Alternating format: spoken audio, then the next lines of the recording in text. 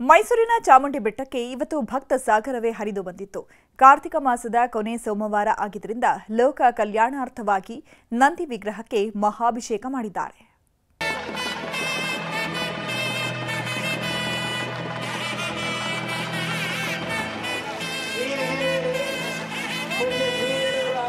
ಬೆಟ್ಟದ ಒಡತಿ, ನಾಡಿನ ಅಧಿದೇವತೆ, ಕೋಟ್ಯಾಂತರ ಭಕ್ತರ ಪಾಲಿನ ಕರುಣಾಮಯಿ ತಾಯಿ ಚಾಮುಂಡೇಶ್ವರಿ ಸನ್ನಿಧಿಯಲ್ಲಿ ಇವತ್ತು ಭಕ್ತ ಸಾಗರವೇ ಸೇರಿತು. ಕಾರ್ತಿಕ ಮಾಸದ ಕೊನೆ ಸೋಮವಾರ ಆಗಿದ್ದರಿಂದ ನಂದಿ ವಿಗ್ರಹಕ್ಕೆ ವಿಶೇಷ ಪೂಜೆ ಸಲ್ಲಿಸಲಾಯಿತು. ಅದ್ಧೂರಿಯಾಗಿ ನಡೆದ 20ನೇ ವರ್ಷದ ಮಹಾ ಅಭಿಷೇಕದಲ್ಲಿ ಜನ ಮಿಂದೆದ್ದಿದ್ದಾರೆ. ಬೆಟ್ಟದ ಮೇಲೆ ನೆಲೆಸಿರೋ ತಾಯಿ ಚಾಮುಂಡಿಯನ್ನ ನೋಡುವುದಕ್ಕೆ ಬರೋರೆಲ್ಲ ನಂದಿಯ ದರ್ಶನ ಪಡೆದಿದ್ದಾರೆ. ಬೆಟ್ಟ ಹತ್ತಿ ಹೋಗೋರೆಲ್ಲ ಮೊದಲು ನಂದಿಗೆ ನಮಿಸಿಯೇ ಹೋಗೋದು. ಹೀಗಾಗಿ ಪ್ರತಿ ಕಾರ್ತಿಕ ಮಾಸದ ಕೊನೆ ಸೋಮವಾರದಂದು ಇಲ್ಲಿ ವಿಶೇಷ ಪೂಜೆ ಪುನಸ್ಕಾರಗಳು ನಡೆಯುತ್ತವೆ.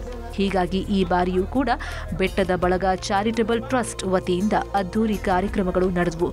ಲೋಕ ಕಲ್ಯಾಣದ ಒಳಿತಿಗಾಗಿ ಪ್ರತಿ ವರ್ಷವೂ ಮಹಾಭಿಷೇಕ ಮಾಡಲಾಗುತ್ತೆ. ಅದರಂತೆ ಈ ಬಾರಿ 20ನೇ ವರ್ಷದ ಮಹಾಭಿಷೇಕ ಪೂಜೆ ಮಾಡಲಾಯಿತು.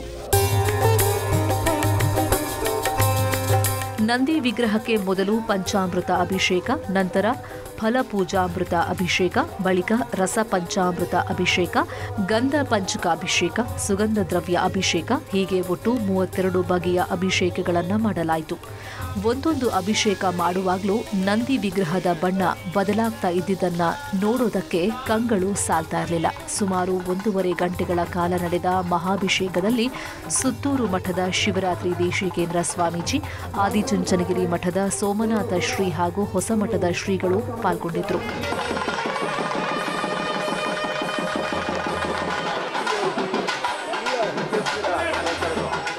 ವರ್ಷಕ್ಕೊಮ್ಮೆ ನಡೆಯೋ ಈ ಮಹಾಭಿಷೇಕವನ್ನು ಕಣ್ತುಂಬಿಕೊಳ್ಳುವುದಕ್ಕೆ ಭಕ್ತ ಸಾಗರವೇ ಸೇರುತ್ತೆ.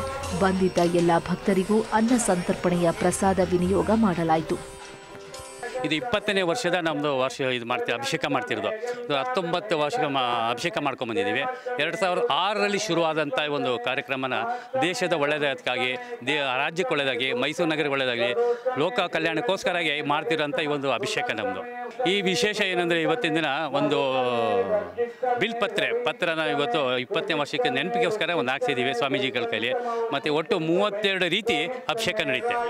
ಒಟ್ನಲ್ಲಿ ಲೋಕ ಕಲ್ಯಾಣಕ್ಕಾಗಿ ನಂದಿ ವಿಗ್ರಹಕ್ಕೆ ವಿಶೇಷ ಮಹಾ ಅಭಿಷೇಕ ನಡೆದಿದ್ದು ದಿವ್ಯ ಕ್ಷಣಗಳನ್ನು ಕಣ್ತುಂಬಿಕೊಂಡ ಭಕ್ತರು ಪುನೀತರಾಗಿದ್ದಾರೆ. ಕ್ಯಾಮರಾ ಪರ್ಸನ್ ರಾಹುಲ್ ಜೊತೆ ಆನಂದ್ KS, ನ್ಯೂಸ್ 18, ಮೈಸೂರು.